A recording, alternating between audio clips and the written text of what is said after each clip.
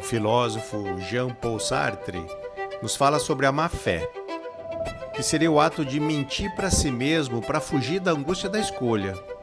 Eu te proponho aqui uma reflexão sobre a rotina moderna, dividindo a nossa jornada entre uma ação legítima, que é o nosso comportamento focado, uma entrega real e a coragem de assumir o risco de tentar, e a falsa ocupação, com suas listas intermináveis, planilhas e agendas lotadas como uma cortina de fumaça para esconder os medos profundos.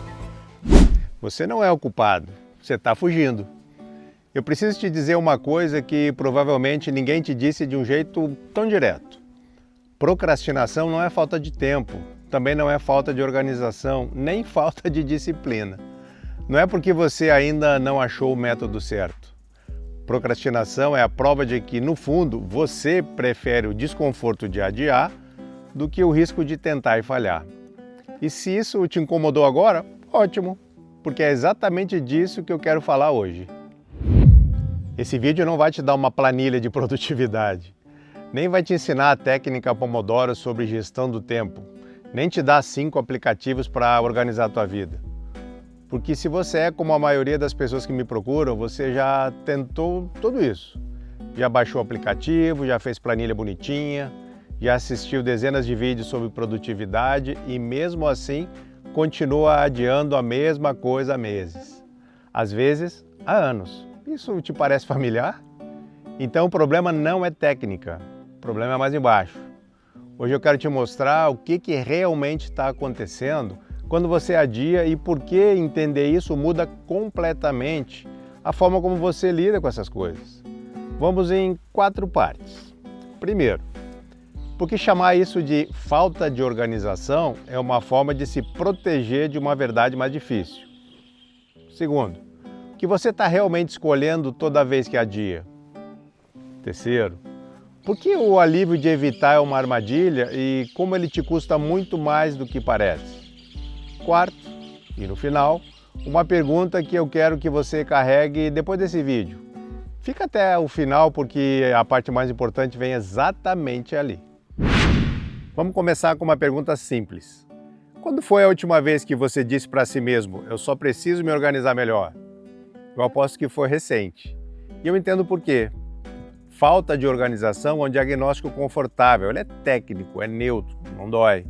Você pode resolver falta de organização comprando uma agenda nova. Você não pode comprar uma solução para o medo.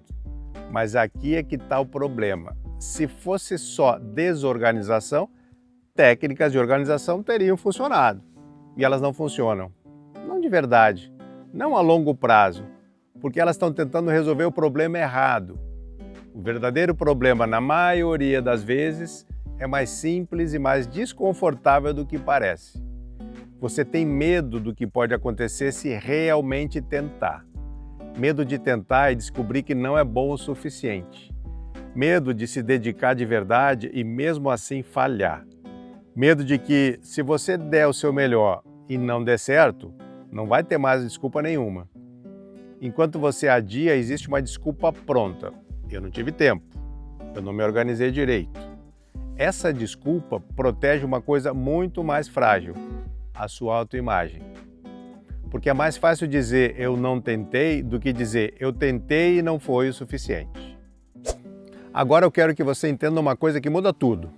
Adiar não é ausência de escolha. Adiar é uma escolha.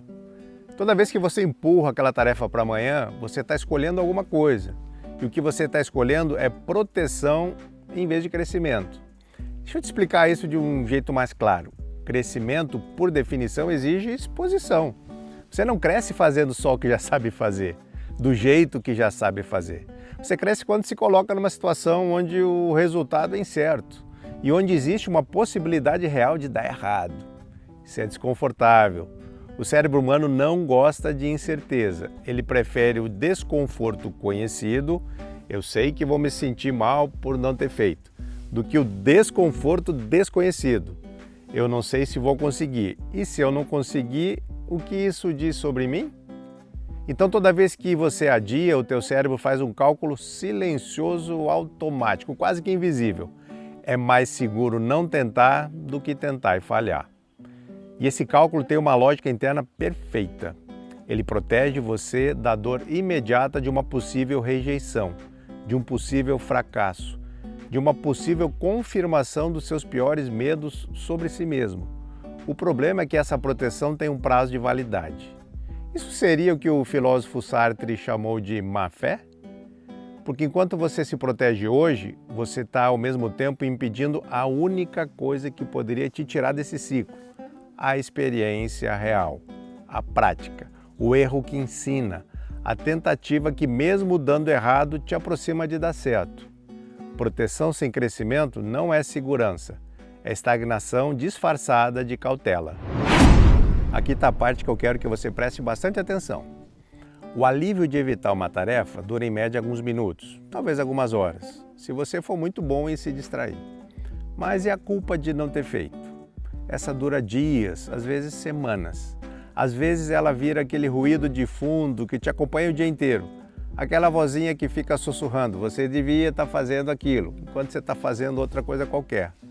Isso é o que eu chamo de matemática invisível da procrastinação. Você troca um desconforto pequeno e imediato de começar por um desconforto maior e prolongado, o de carregar a tarefa não feita. Mais a culpa, mais a ansiedade, mais a erosão lenta da tua autoconfiança. Porque cada vez que você adia algo que sabia que precisava fazer, você não está apenas perdendo tempo. Você está mandando uma mensagem para si mesmo. E a mensagem é: eu não confio que eu vou fazer o que eu disse que eu ia fazer. Isso parece pequeno, mas é cumulativo. Cada adiamento é um tijolo numa parede de desconfiança que você constrói contra si mesmo. E depois de meses, de anos fazendo isso de forma repetida, você não tem mais só uma tarefa adiada. Você tem uma autorregra instalada de que você não é uma pessoa confiável para si mesma. E isso, sim, é muito mais caro do que qualquer prazo perdido. Eu não estou dizendo isso para você se sentir mal. Eu estou dizendo isso porque você precisa nomear esse custo real. Ele vai continuar sendo pago no escuro, sem você perceber de onde ele vem.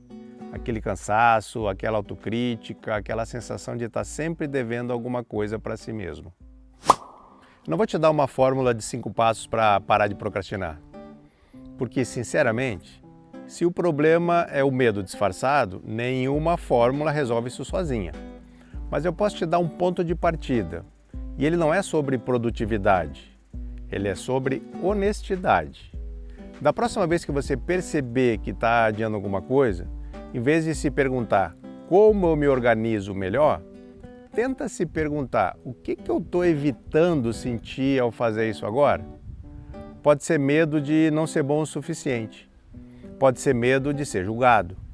Pode ser medo de descobrir que você se importa mais com aquilo do que finge se importar e que, se der errado, vai doer de verdade. Você não precisa resolver isso na hora. Só precisa parar de chamar pelo nome errado. Porque assim você não vai conseguir tratar o medo que insiste em chamar de desorganização. Eu quero deixar você com a pergunta que eu prometi lá no início. Quanto tempo da tua vida você já perdeu fugindo de coisas que, no fundo, você sabia que precisava enfrentar? Não responde rápido. Não responde para mim. Responde para você mesmo, com calma, depois que esse vídeo terminar. Porque a resposta sincera para essa pergunta provavelmente vai doer um pouco. Mas é esse tipo de desconforto, o desconforto de olhar para a verdade, que realmente move alguma coisa. Diferente do desconforto de adiar, que só mantém tudo do mesmo jeito. Compartilhe essas reflexões com alguém. Um forte abraço e até a próxima.